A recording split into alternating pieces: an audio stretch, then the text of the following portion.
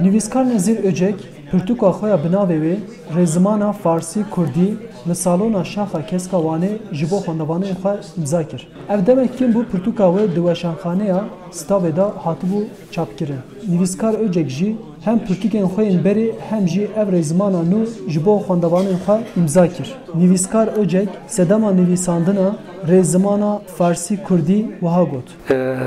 Hin kesên ku ne zimanzan angaş diken dibêjin zimanê Kurdî ziraveyê zimanê Farsî ye. Lê ev tiştekî şaş e, tinê angaşteke yani îdiayeke.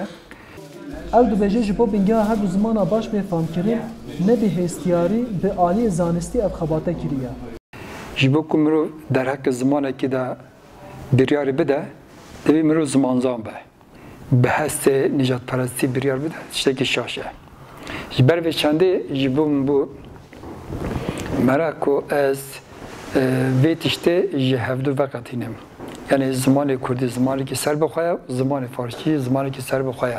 Nivîskar Öcek berdewamiya axiftina xwe da têkiliyên zimanê Kurdî û Farsî nirxand û hin angaştên şaş jî sererast kir.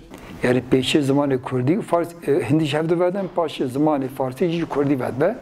Ji xwe bingeha edebiyata zimanê Farsî ji Kurdî derçe. Birêz Öcek da zanîn ku netewên serdest her tim hez kirine kesên di dîrokê de şop hêlayî bikin aîdê xwe. Ji ber vê yekê angaşên li ser wêjevanê Kurd red dike.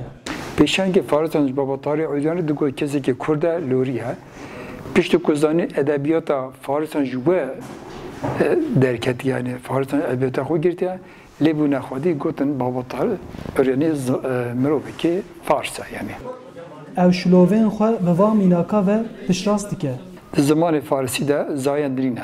Yani cinsiyet dirîn e ama di zimanê Kurdî de di serdema zerdeşta û zimanê ku zimanê Pehlevî digotin wê demê heta niha ev tedbirmendiya zimanê Kurdî xwe diparêze.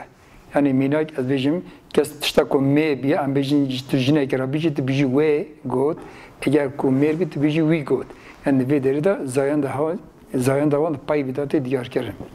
Em bêjin pirjimarî û yekjimarî di lêkerê de diyar di Kurdî de ji vere ergatîv bêjin û lê di Farsî de nîne.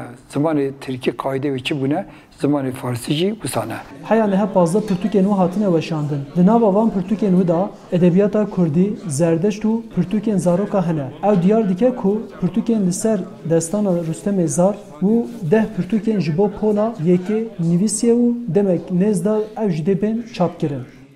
Arif Aslan, Dengê Amerîka, Wan.